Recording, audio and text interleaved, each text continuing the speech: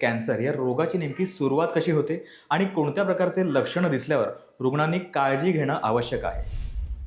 Cancer हा शरीरातल्या कोणत्याही अ, अवयवाचा कॅन्सर होऊ शकतो. म्हणजे अगदी त्वचेपासून ते आपल्या शरीरात जेवढे अवयव आहेत ना, तर त्या कोणत्या अवयवाचा कॅन्सर होऊ शकतो.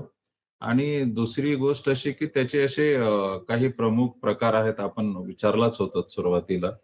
ज्याला आम्ही कार्सिनोमा म्हणतो, इपिथेलियल सेल्सचा असतो. सार्कोमा असं म्हणतो की मेसोथेलियल सेल्सचा असतो.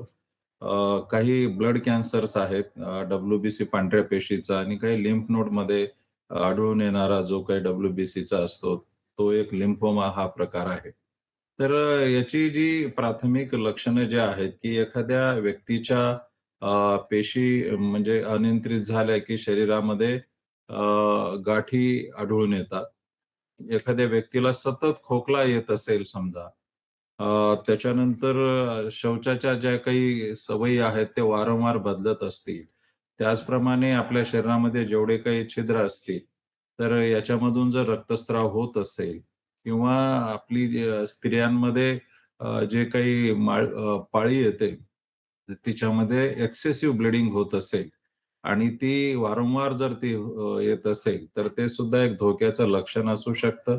त्याचप्रमाणे एखादा व्रण झालेला असेल, अल्सर झालेला असेल समजा, ज्याला आपण असं म्हणतो की एखादी जखम झाली आणि ती जर भरूनच येत नसेल, आपण ट्रीटमेंट घेऊन सुद्धा, अँटिबायोटिक घेऊन सुद्धा, तर हे सुद्धा एक त्याचं धोक्याचं लक्षण आहे.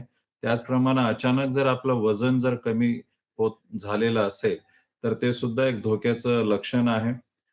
तसंच आपलं एक शरीरात जे काही असे बदल जाणवत आहेत, तीळ जे आहेत आपल्या शरीरावरचे, त्यांचा आकार सुद्धा जर बदलत असेल, संख्या वाढली असेल, तर ते सुद्धा हे धोक्याचं लक्षण आहे.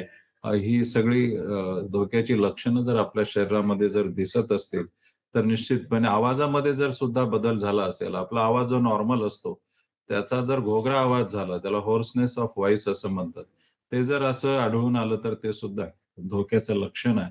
मला असं वाटतं, की अशी प्राथमिक लक्षणं जर दिसली एखाद्या व्यक्तीमध्ये, तर निश्चितपणे तात्काळ ती डॉक्टरांकडे, एक्सपर्टकडे जाऊन ती तपासून घेतली पाहिजेत आणि चाचण्या केल्या पाहिजेत.